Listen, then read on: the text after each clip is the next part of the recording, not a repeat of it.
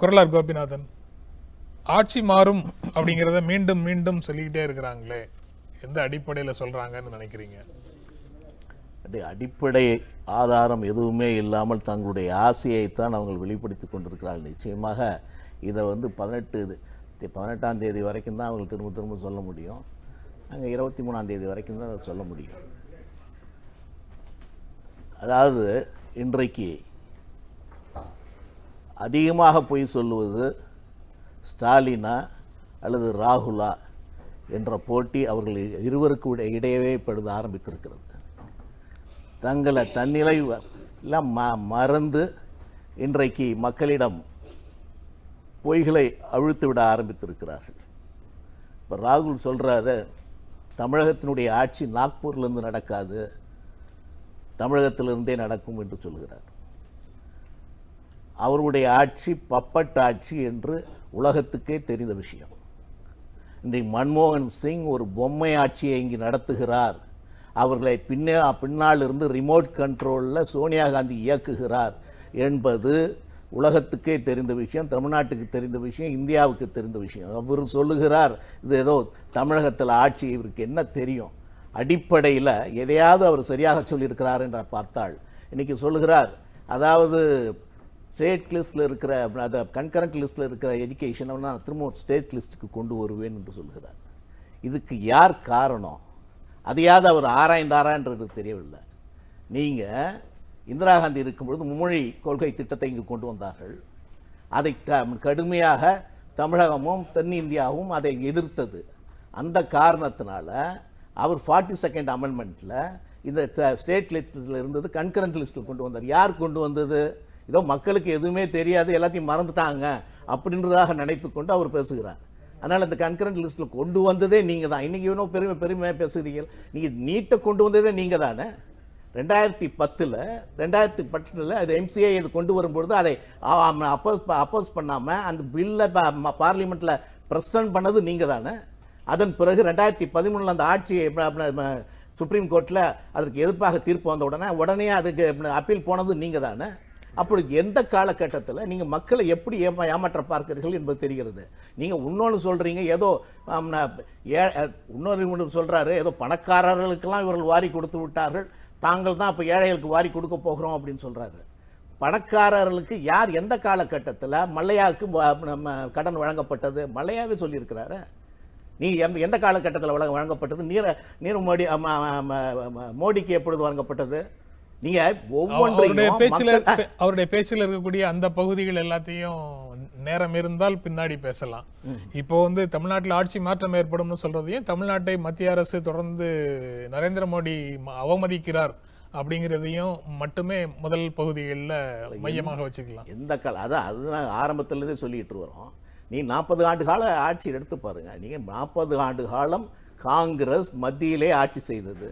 நீங்கள் திராவிட முன்னேற்ற கழகத்துடன் சேர்ந்து ஏறக்குறைய 10 ஆண்டுகளுக்கு மேலே ஆட்சி செய்தீங்க. தமிழகத்துக்கு என்ன செஞ்சீங்க? தமிழ்நாட்டினுடைய கோரிக்கைகள் எதை நிறைவேற்றினீர்கள்? நீங்கள் எந்த கோரிக்கையும் நிறைவேற்றலையே.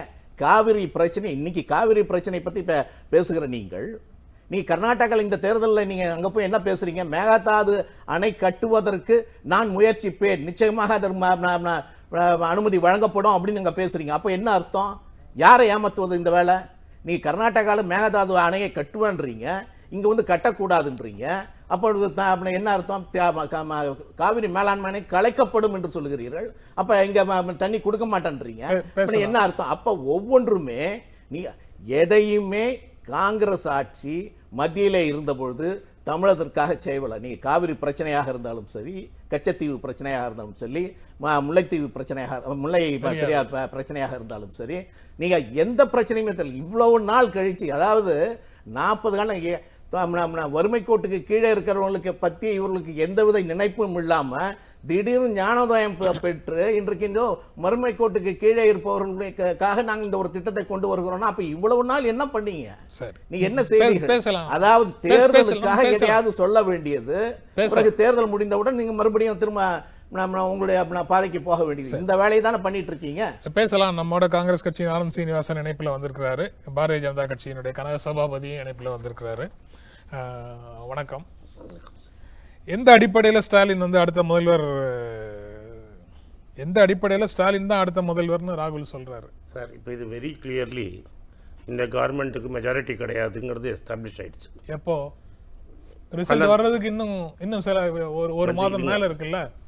இப்போ இவங்க வந்து கவர்னர் எப்படியெல்லாம் மாற்றி எப்படி ஆட்களை மிரட்டி ஓபிஎஸை கூப்பிட்டு நீங்கள் கூட சேர்ந்து போங்க, ஓபிஎஸ்க்கு டெப்டி ஸ்பீக்கர் போஸ்ட் இவங்களை எதிர்த்த ஓபிஎஸை கூப்பிட்டு டெப்டி ஸ்பீக்கர் கொடுத்தது. ஜெயலலிதாவோட மேனிஃபெஸ்டோவை நீங்கள் எடுத்து பார்த்தீங்கன்னா அதில் எல்லாத்தையும் விற்றுட்டாங்க. ஜிஎஸ்டி அப்போஸ் பண்ணுவாங்கன்னு சொல்லிட்டு, நீட் அப்போஸ் பண்ணுவாங்கன்னு சொல்லிட்டு, 15th ஃபைனான்ஸ் கமிஷன் டேர்ம்ஸ் ஒத்துக்க மாட்டேன், இதெல்லாம் ஜெயலலிதா சொன்னது.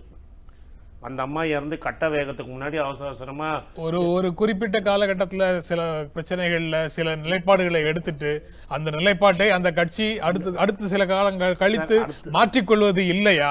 இல்ல, தவறு. மாற்றிக்கொள்வது இல்லையா? இல்ல, ஏன்னா இது வந்து அந்த அம்மா வந்து இந்த மேனிஃபெஸ்டோல கிளியரா சொன்னாங்க.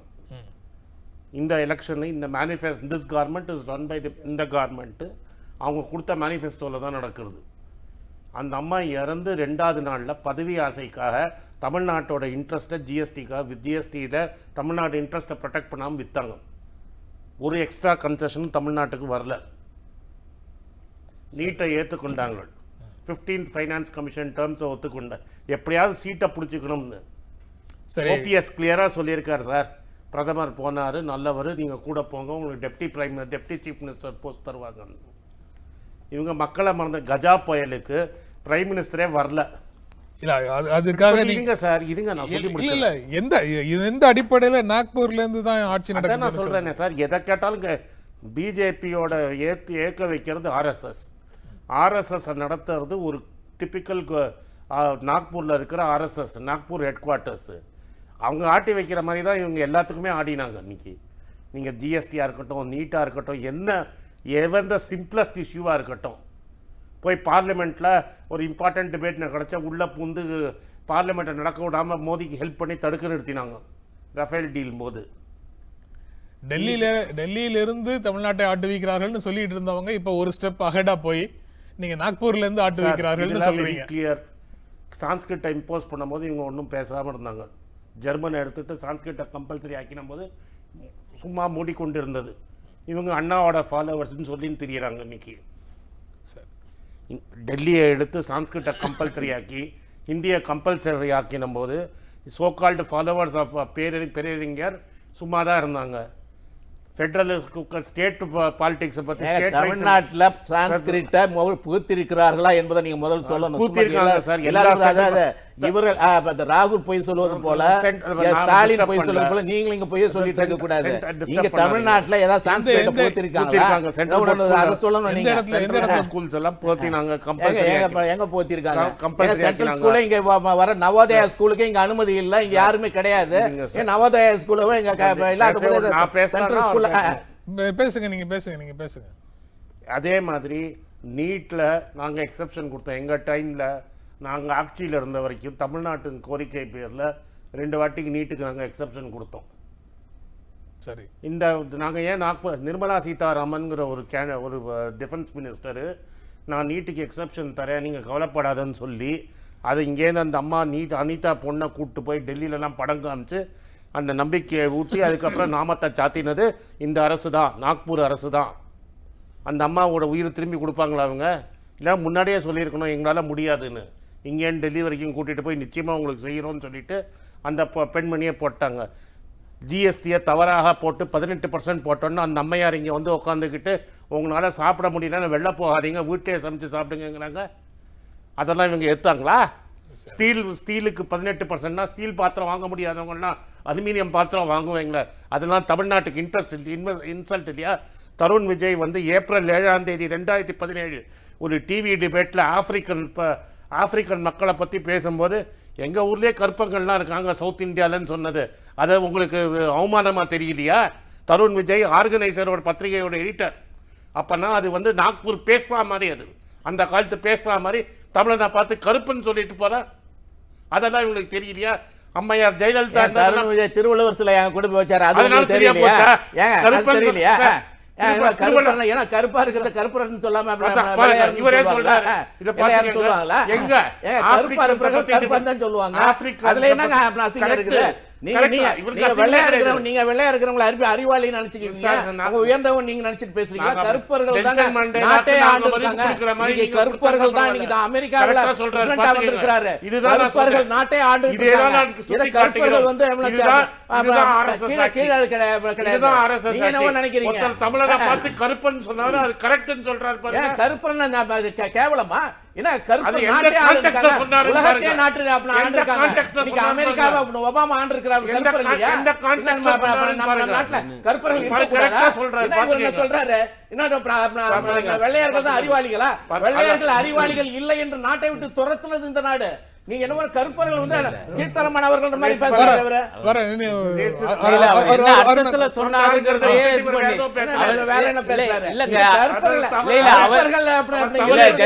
அவர் பேசும்போது நாங்க தலையிடல, ஆனா இவர் பேசும்போது பூரா அப்படி தலையிட்டாருன்னா அப்புறம் இது எப்படி சம்பந்தம் இல்லாம அப்ப நான் சம்பந்தம் இல்லாம நான் பேசவா? இந்த காலத்துல இங்க இருக்கிற கற்பர்கள் திராவிடர்கள் கற்பர்கள் தாங்க. இல்ல கொஞ்சம் தருண் விஜய் என்ன அர்த்தத்துல சொன்னாரு தெரியுமா? இங்கேயும் கருப்புகள் இருக்காங்க, நாங்களும் அவங்களோட சகிச்சுக்கிட்டு தான் வாழ்ந்துட்டு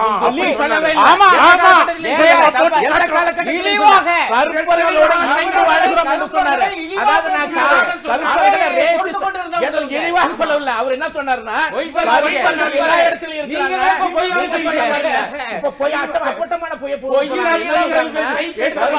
எல்லா இடத்துலயும் இருக்கிறாங்க, நாங்களும் இணைந்துதான் வாழ்ந்துட்டு இருக்கோம். அதனால ஒண்ணும் இது கிடையாது, தவறு கிடையாது சொன்னாரே தவிர அவர்